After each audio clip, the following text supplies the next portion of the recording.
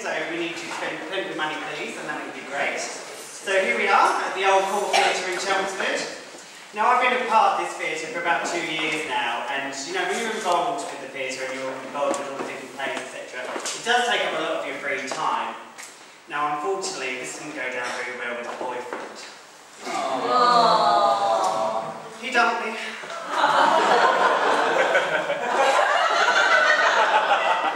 was alright though. He left me a really charming note, you know. He said, if you got extensive plastic surgery, won the lottery, or carved yourself out a career with a stupid comedic name, I might come back to you.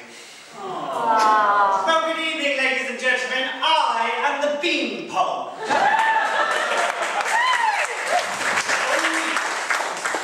My friends are really great though. They all rallied around me when we first put it up, you know, they were all coming around, making sure I was okay. And one of my friends said to me, oh, do you miss that? I went, no, not really. And even if I did, all I'd have to do was belt, because I think it's right there anyway.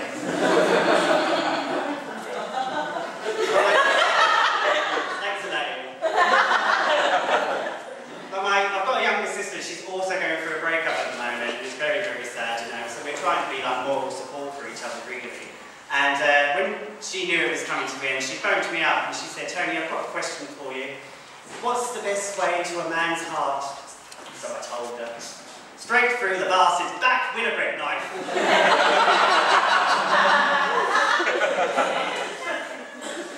Well, eventually, it did come to an end, and she came round and she was very, very upset, as you can imagine. It was a long-term relationship with her. And she said to me, oh, it's terrible. I feel like I'm mourning. It's like I'm suffering a bereavement. I went, listen, look, you're looking at it completely wrong. Because at least if he was dead, you can go and dance on his grave. But my mum was the worst, though. My mum and I have got this very strange relationship, you know, she's Irish, and if anyone's got Irish relations here, they will testify that the Irish are not very slow in coming forward, you know what I mean? They say what they think, you know.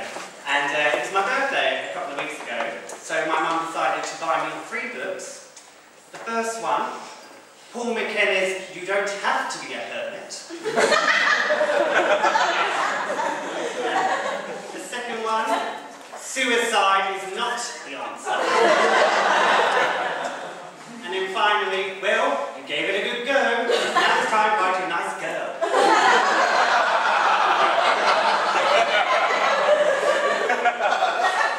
But we have got a very strange relationship, me and my mum, like I said. I've always felt all my life I've tried to please her, and I've never quite succeeded in making her happy, you know, or being the son she wanted me to be. And I'll give you an example, right? When I was at play school, do you remember when you were at play school and you used to do like potato print and make like macaroni peaches? Yeah, and all this stuff. So I used to come skipping out of play school. Here you are, Mum, enjoy.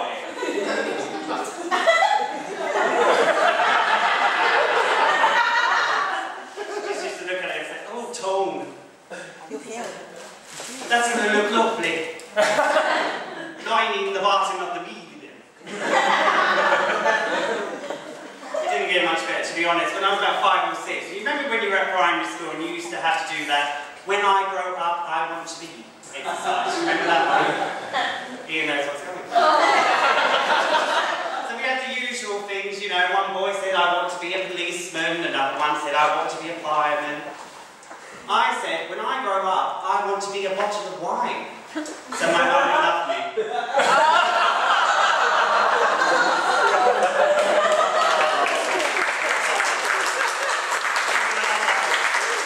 Naturally, a little bit concerned by this, the school contacted my mum in order to speak to her about it. So she came in, she wasn't pleased.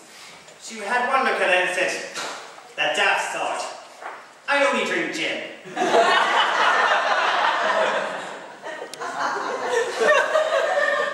My dad is the complete opposite to my mum, and I really don't understand how they have survived. Next week they've been married for 38 years. Absolutely incredible. Now I need to tell you a bit about my dad. My dad is Spanish, he's ex-military, and he's currently a builder. Now I know what you're thinking. Oh, Tony, so that's where you get your manliness from. The other thing we have in common, me and my dad, is as he's gotten older, he has become the biggest bitch in the entire world. It's like I said, I've just come back on the market, I'm just now dating again, you know, and I've decided to go back to the gym and start working out a bit. You're all laughing, but I know you want me, okay? Let's be real. Oh yeah. Anyway, so I went home recently and I said to my dad, "Hey Dad, look, I've gone back to the gym, check them out." He went, "What are they, tuners?" I've seen more meat on a butcher's pencil. But by the way, that shirt, what do you do? Iron it with a mangle. Yeah, that one didn't go that well. But with parents like that, it's very surprising that me and my sisters haven't been completely mucked up. I will be real. I've got two sisters, so I've got my younger sister who's going through the breakup. She's cool, she's alright. But I also have a twin sister. Now, not many people know this because we don't actually get on. And this really annoys me when I do bring her up in conversation. The first thing I'm always asked is, "Oh, are you identical?" No, we're not identical. For a start, she can grow a bit of moustache than me. The second one I was asked quite recently, which I thought was very, very interesting actually, was, if one of you gets hurt, does the other one feel pain? Interesting. So when I went home last time, I grabbed a baseball bat and battered her in.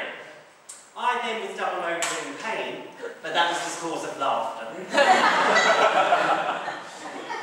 I'm only bitter because I'm jealous. She's married and all that stuff, and like I say, I'm now single. And the only thing with being single is the first dates again, isn't it? Now, I hate dating, and I will just quickly, before I go, tell you about this time when I was 17 and I started dating. Now, before I go any further, can I just point out, at the time, I was living in Ipswich, and my standards weren't very high.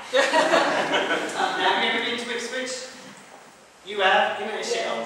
You know the shithole, right? 25,000 people, all with the same surname, you're not telling me that's not fucked up.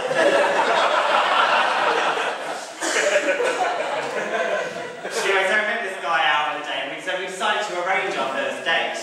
And so I'm 17, you know, everything's brilliant to me at that age, and he was a little bit older. So he said to me, "Well, if you come round to my flat, and then we'll go off somewhere." Thinking, "Oh, I've lucked out, he's got his own flat. How exciting."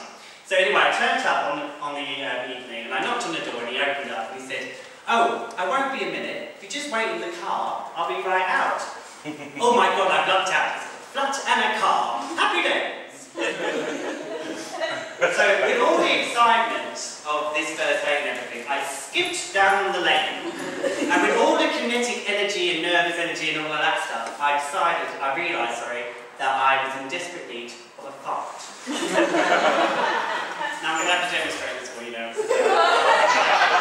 As I got into the car and realised I was in desperate need of a fart, I thought, "Ooh, what to do?" So I put my legs on the dashboard, let rip, opened the window, quite satisfied that I had rid all the evidence.